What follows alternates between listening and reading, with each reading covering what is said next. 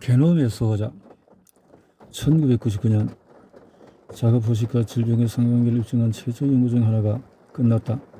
이 연구에서 콜롬비아 연구에서 동료들은 세포의 베클린-1 유전자 2개 중 하나를 제거하면 종양이 발생한다는 사실을 밝혀냈다. 베클린-1은 자가포식에 필요한 유전자의 부유류 버전이다. 유방암과 난소암 환자의 40에서 75%에서 베클린-1 하나가 없다. 연구에서 러바일이 인간 암세포에서 베클린-1의 발현을 증가시키자 자가포식이 더 많이 관찰되었다. 어설프게 조작된 이 세포들을 쥐에게 주입하자 종양 발생이 줄었다. 뉴저지 의치과 대학 에서 연구팀이 진행한 연구 결과에 따르면 자가포식은 DNA 손상을 막는다. 실험 정치의 자가포식을 억제하자 종양 생성과 이와 관련한 전형적인 염색체 이상이 더 많은 관찰이 되어졌다.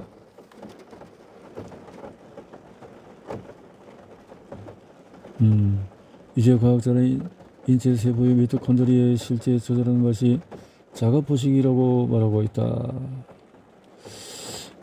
미토콘드리아는 모든 세포 적혈을 제어하고 안의 소기관으로 ATP의 원천이다.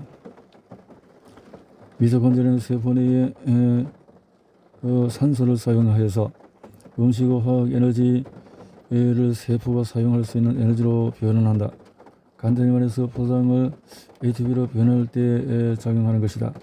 미토콘드리아는 산소를 태우고 이산화탄소와 물을 내어주는데 세포에 공급되는 ATP의 대부분을 생성하기 때문에 종종 세포 발전기라고 불린다. 이는 자체에 DNA가 있어 고대 이른바 프로테오박테리아에서 초래했다고 여겨진다.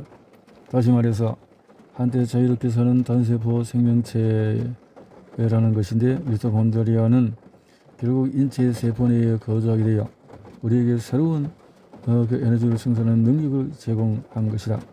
인체 세포수는 수십 조개, 세포당 평균 100개의 미토콘드리아가 있다. 건강한 세포에는 미토콘드리아가 있고 우리는 미토콘드리아 정식을 자극해 그것으로 늘려야 할 뿐 아니라 자가포식을 통해서 손상된 미토콘드리아를 제거해야 한다. 지난 25년 동안의 연구자들은 수많은 신호 경로에 의해 정교하게 제어되는 전체 자가포식 과정의 분자 조절차들을 상세히 설명했다.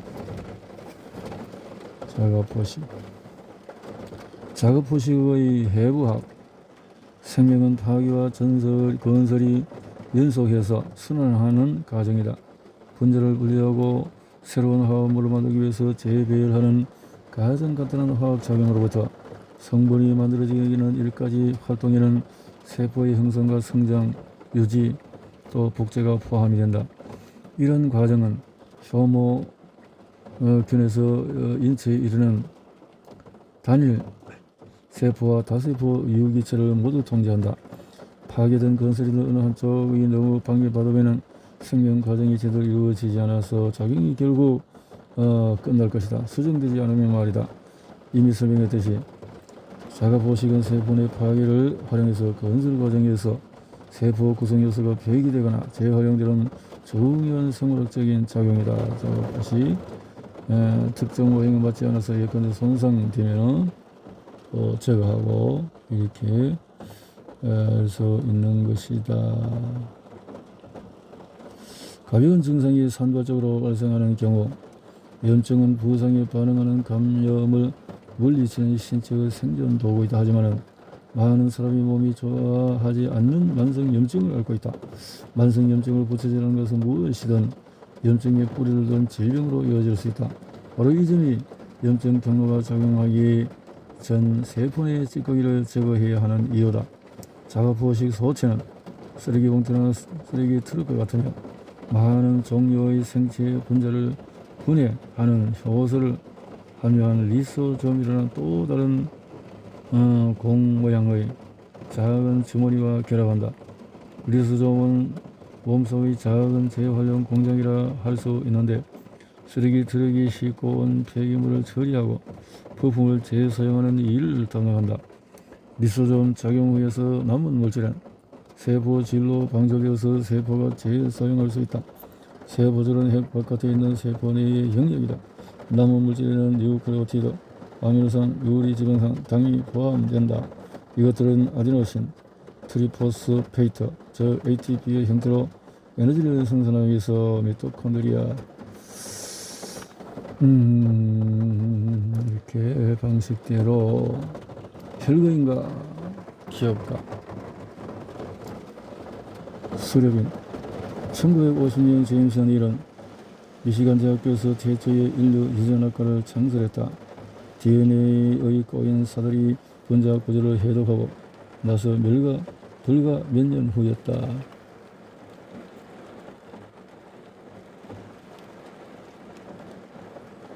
부정적인 결과는 대부분 수분과 나트륨, 둘 다 탄수물에 의해서 유지되기 때문이다.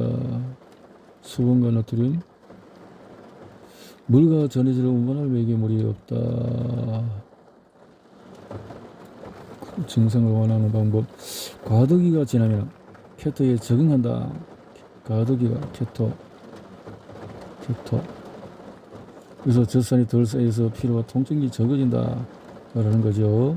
운동선수들이 자주 알아차리는 또 다른 변화는 긴 훈련 기간 중에서 젖산이 덜 쌓인다.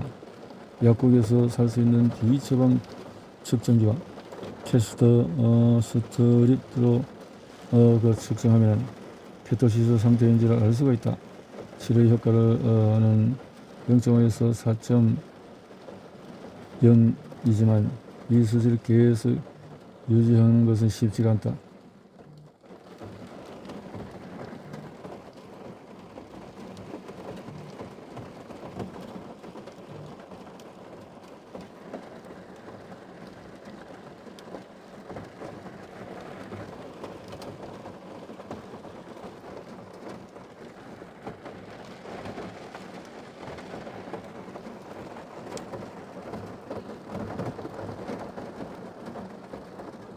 속담에 듯이 모든 사람은 각기 다른 위험 요소를 지닌 채 탁자에 모여야 한다. 예를 들어서 나는 포화 지방을 섭취하는 총 콜레스테롤 수치, LDL 콜레스테롤이 수치가 증가하는 몇 가지 유전자를 물려받았다라고 하기도 하고,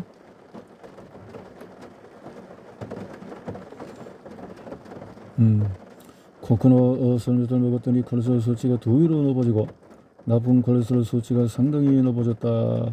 케톤 생성한 세포가 지방을 태우는 방식으로 전환할 때까지 탄수화물을 제한한 결과이므로 칼로리 대신 어떤 종류의 식이지방으로 바꾸든지 상관없다. 하지만 다른 질환이 생기지 않도록 현명하게 선택해야 한다는 것이다. 나는 재빨리 코코넛을 섭취를 중단하고 얼마간의 다불포화 지방산과 훨씬 더 많은 단불포화 지방산으로 부족한 칼로리를 대체하기로 했다. 오히려 역효과가 나기도 한다는 거죠.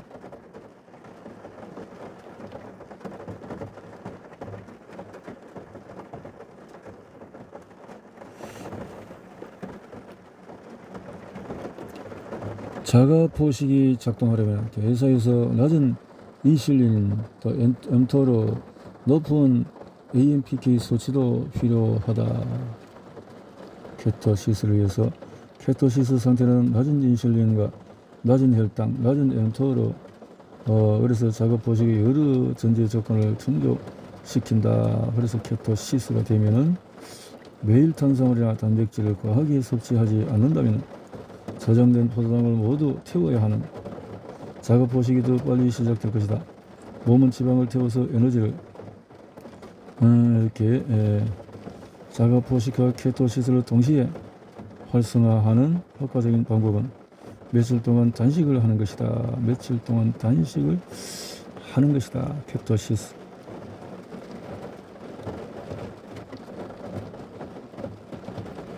케토제닉. 케토제닉 식단은 의사와 영양사가 승인한 최고의 식단. 그 이유는 많은 사람이 이 식단을 오해해서 그래서 가공육을 매일 간식으로 먹거나 포화지물 마음껏 먹을 수 있다고 생각했기 때문이다. 케토제닉 식단에서는 지방을 선호하기 때문에 지방을 섭취할지 주의할 필요가 있다. 어떤 종류? 올리브, 아보카도, 또 불포화 지방을 더 많이 먹고 버터, 유제품, 육류 등 안 좋은 지방,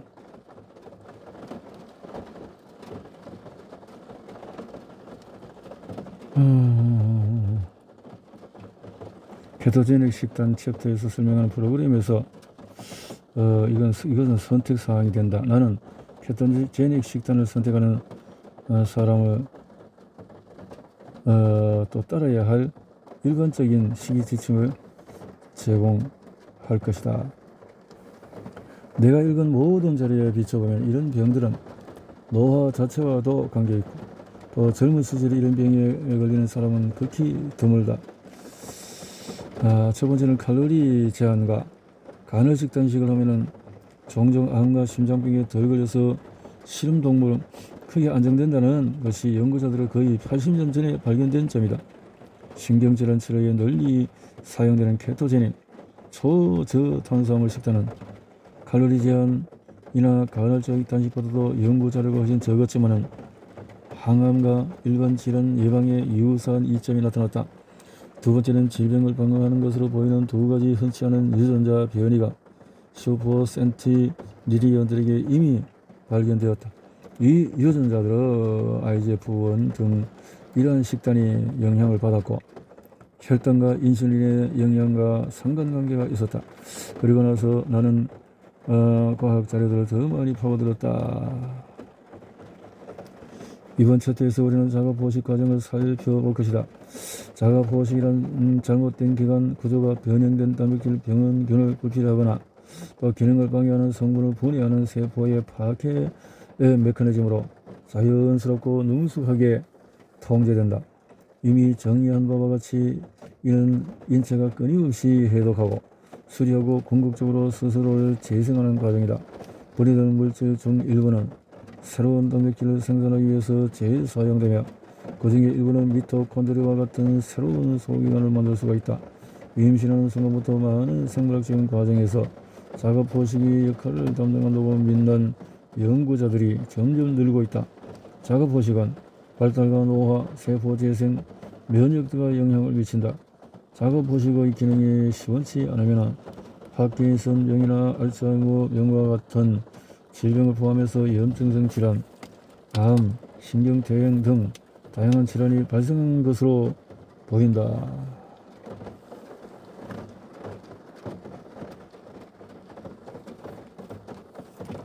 이런 결과에서 알츠하이머 병은 인슐린과도 관계하고 당뇨병이 없는 사람보다도 제2형 당뇨에 환장할 것이 2배 이상이다. 그래서 3당뇨병으로 불리고 있다. 알츠하이머 병이 그렇다는 거죠. 케토시스와 자가포식은 케토제닉 식단의 생리 효과가 칼로리 제한과 단식과 유사하다면 자가포식의 유발한다고 가정할 수 있다. 실제로 케토시스는 자가포식의 관문이 될 수 있다. 하지만 자가포식이 없이 케토시스를 이룰 수 있고 케토시스 상태가 아니어도 자가포식이 일어날 수는 있다. 생물학 연구에서 그렇듯이 획기적인 결과는 다른 과학자들의 결과를 반복해서 낼 수 있을 때 유용하다. 2009년 면역요법과 총천이 이끄는 독립그룹 역시 연로한 생쥐의 라파마이신을 투여해서 수명을 연장했다고 밝혔다. 라파마이신. 국립노화연구소가 이끄는 그룹은 실험을 반복했는데 이번에는 이전 실험보다도 3배나 많은 라파마이신을 투여해 수컷쥐의 평균 수명을 23%, 암컷쥐의 수명을 26% 늘렸다. 이 결과는 꽤 의미심장하다. 이와 같은 연구들은 이 약이 인간에게 어떻게 하느냐. 그의 2006년 논문은 노화가 엠토르의 과잉 활동으로 인한 질병 과정이라고 밝힌 최초의 논문 중에 하나이다. 과잉 활동이다. 그러나 이 모든 획기적인 연구에서 여전히 빠져 있는 것은 라포마이신의 새로운 수명 연장 효과에 대해서 생물학적인 이해다. 라포마이신이 실제로 생명을 연장하는 데 어떤 역할을 할까? 그것이 어떻게 작용을 할까? 여기서 라포마이신이 작용하는 경로가 여러 생화학적인 과정에 관여한다는 사실에서 비롯된다. 라포마이신의 표적인 엠토르는 핵 바로 옆의 세포질이는 커다란 단백질 복합체다. 이것은 세포핵과 긴밀하게 작용하는데 세포 내에서 일어나고 있는 일을 감지한 다음에 어떻게 반응할지 핵에 알려준다. 엠토르는 신경계, 근육 모든 장기적 전신의 많은 활동에 사용되므로 노화 과정에서 그의 효과의 정확한 메커니즘을 알아낸 일도 엄청난 도전이다. 여기 1300여 건의 임상실험이 진행되고 있다. 내가 라포마이신을 젊음의 셈인 것처럼 설명해 쓸 수도 있다. 이것을 그렇게 우리가 원한다는 것은 그 능력, 즉 자가 포식을 조절하는 것이다. 라포마이신이 자가 포식을 통해서 퇴행성 질환의 위험을 줄이고 할 수 있다면 자가 포식이라는 정확하게 무엇이며 어떻게 작용할까? 자가 포식의 중요성 때문에 라포마이신이라는 것이 나왔다라는 거죠. 쓰레기 트럭과 재활용 공장이다. 알다시피 비만은 전 세계 특히 서구화 식단이 세계의 제1세계 국가의 정대한 문제가 되었다. 비만율은 1975년 이후에 거의 3배로 증가했고 그것이 어딘지 모른다. 비만은 산업화한 모든 국가와 모든 연령대, 도시와 시골 전 지역에서 유행한다. 사실 지난 수십 년 동안의 도시화가 비만을 유행병으로 만들었다는 통념과 달리 새로운 대규모 연구에서는 그렇지 않은 것으로 밝혀졌다. 이렇게 해서 의사의 지시에 따라서 또 치료를 받고 1년 후에 케토제닉 식단으로 먹은 환자들은 체중의 12%가 줄고 또 동화혈색소 수치가 감소했는데 이는 혈당 수치가 개선되었다는 신호이다. 개선되었다. 혈당 수치도 개선되었다. 당뇨병 환자가 줄어든다. 2000년 라포마이신이 벌레와 초포를 더 오래 살 수 있다는 연구들, 또 샤프뿐만 아니라 다른 연구에서도 엠토르 신호 전달에서 왜소한 지역에서 하향 조절된다는 것을 보았다는 거고, 연구에서 2009년 명망 있는 학술지 네이처에 이런 내용들이 실렸다. 이 연구의 설계와 범위 덕분에 결과가 훨씬 더 설득력이 있었다. 지역의 라포마이신을 보충하자 수컷쥐의 수명이 9%, 암컷쥐의 수명이 14% 연장되는 결과가 나타났다. 이전에는 쥐의 수명이 칼로리 제한이나 유전자 조작에 의해서만 가능했었는데 라포마이신이 미토콘드리아 DNA나 단백질의 생산을 방해할 수 있다고 우려한 해리슨은 후에 쥐에게 이 약을 시험하고 골격근과 미토콘드리아를 조사한 팀에 참여했다. 연구에서 여러 종류의 탄수화물을 하나로 분류했다. 고탄수화물 섭취는 총 사망률을 높일 위험이 있지만 전체 지방과 일부 개별 지방은 총 사망률을 낮춘다. 전체 지방과 일부 개별 지방은 심혈관 질환이나 심근경색, 심혈관 질환 사망률과 관련이 없지만 포화 지방은 뇌졸중과 역관련성이 있다. 이러한 결과를 고려하여 전 세계적으로 식생활 지침을 제고해야 한다. 마지막 문장이 핵심이다. 더 많은 조치가 취해진 전 세계 식생활 규칙이 바뀐다면 얼마나 좋을까. 식이지방이 아닌 당지수가 높은 가공된 탄수화물이 체중 증가의 주도적인 원인이다. 당신은 인슐린 저항성이나 당뇨가 없을 수도 있다. 그러나 케토제닉 식단이 이러한 심각한 대사진을 어떻게 되돌리는지 이해한다면 지방연소와 체중 감소를 촉진하고 올바르게 사용되면 작업 포식을 유발하는 등 케톤 생성이 생리에 미치는 강력한 영향력을 인식하는 데 도움이 될 것이다. 당뇨가 있다는 것은 대사가 정상적으로 작동하지 않아 몸이 불리한 위치에 있다는 의미다. 시스템 결함과 부품 손상으로 인해 효율적으로 작동하지 못하는 기계처럼 몸이 툭툭 튀는 소리를 내는 상황이다. 부품을 그리고 엔진을 청소하는 튜닝처럼 작용하는 케토제닉 식단을 시작하라. 그러면 몸이 세기계처럼 돌아갈 것이다.